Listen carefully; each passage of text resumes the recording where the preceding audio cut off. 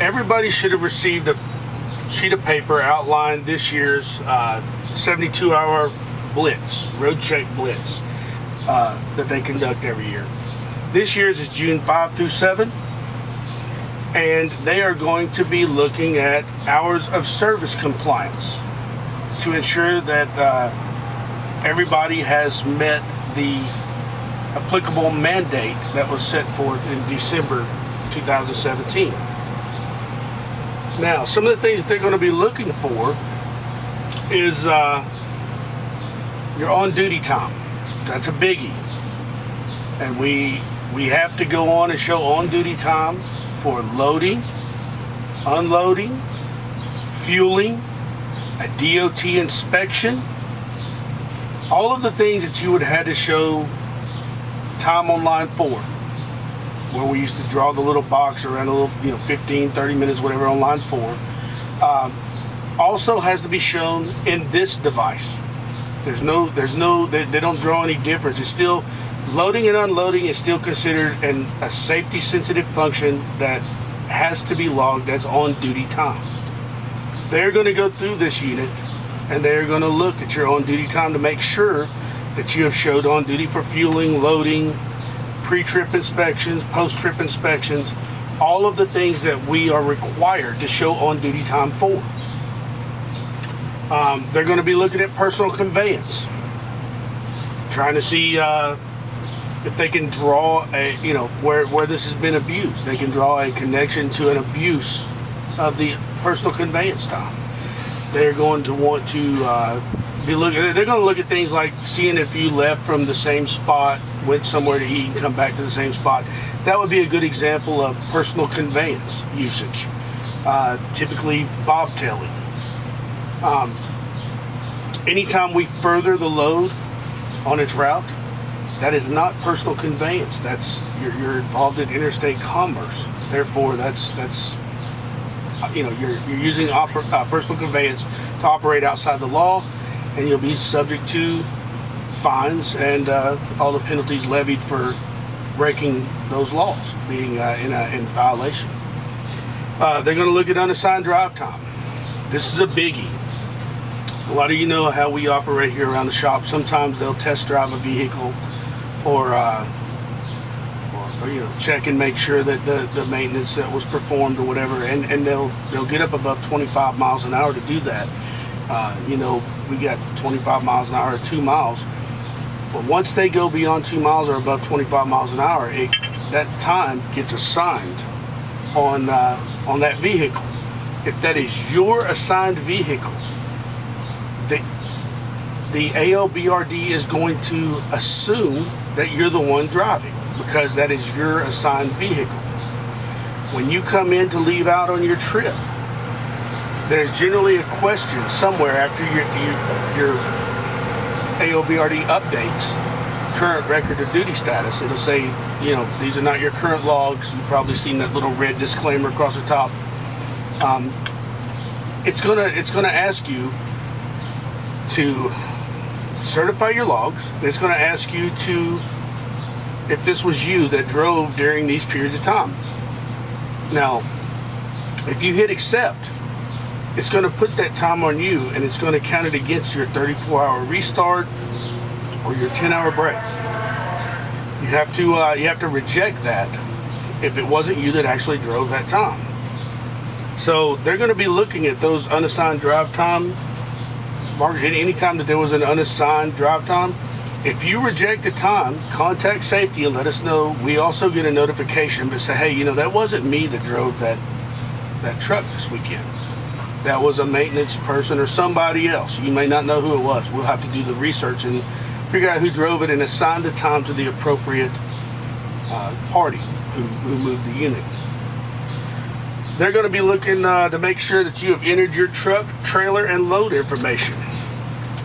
Now that information can be found. A lot of you guys know that it's over here on the under that load tab. 0 minutes of remaining drive time. Under this load tab, this is where you enter in your new load information. Put new load. You'll enter load ID. That'll be your trip number. It'll have a start and end date. Start date's whenever you left the shop. End date is whatever the appointment time was.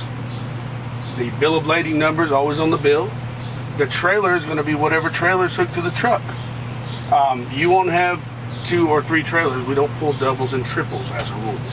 So trailer 1 is the only one you're going to have. This information has to be entered for each new load. When you go to get your backhaul to come back, you've got to enter new load information. The trip number can still be the same, but you're going to have a different bill of lading number. You're going to have a different start and end date, and hopefully you've got, unless you've done a drop and hook, you're going to have the same trailer number. They're going to be looking at your 8 days of blank paper logs. They're going to ask you for those. You have to have at least 8 blank paper logs in case this device fails. It's a requirement. So it's required by law that you can, you have in the vehicle somewhere 8 blank logs, a minimum of 8.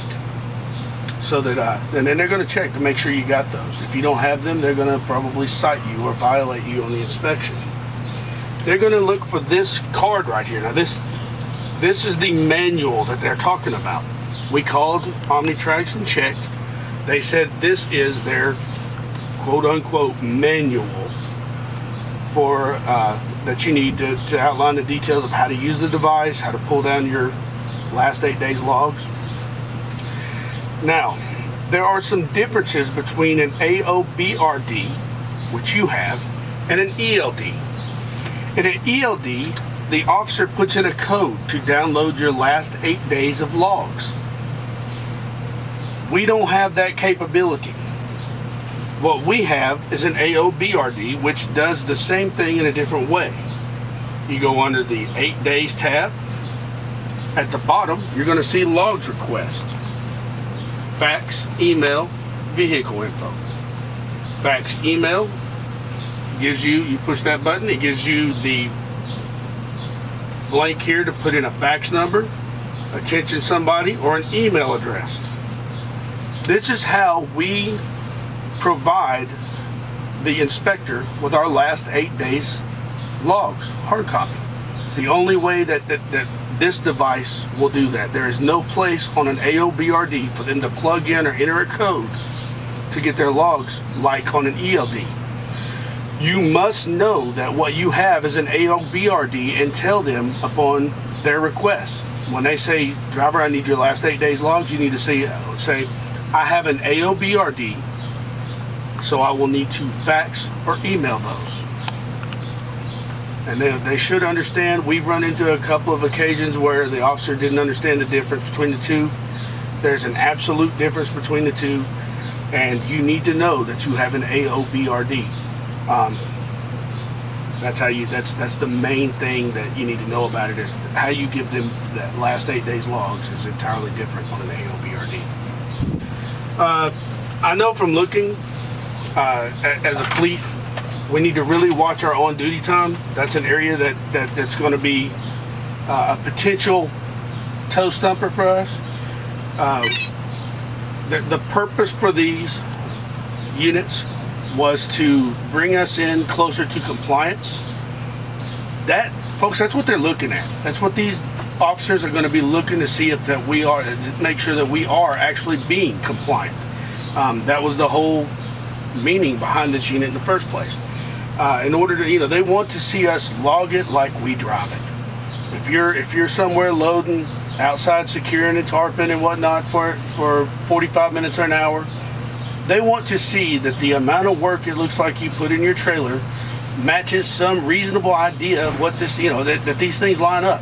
If you're showing 7 minutes for a pre-trip, they're probably going to question whether or not you could actually do a thorough pre-trip in, less than 10, 15, 20 minutes, whatever it takes. But if they see a load with 4 tarps on it and 12 straps and 3 chains, and you're showing 15 minutes of on-duty time to get loaded, it'd be really tough to adequately secure that load in that amount of time. So we need to make sure that we're showing an ample amount of time. That they want us to log it like we do it. They want us to log it like we work it. If it takes you an hour and a half to secure a load, they're going to want to see that it took a reasonable amount of time to do the work that was done. They know. They're going to know. So that's what they're going to be looking at. All right. If you have any questions about anything that I've gone over, make sure you've got this card in your truck. They are looking for that card. Make sure that you have that card. If you don't have that card, or you have any questions about what I just went over, if you're needing blank logs, contact safety, and we'll be happy to answer any questions you might have. We'll be happy to provide you with the card or the logs that you might need. Thanks.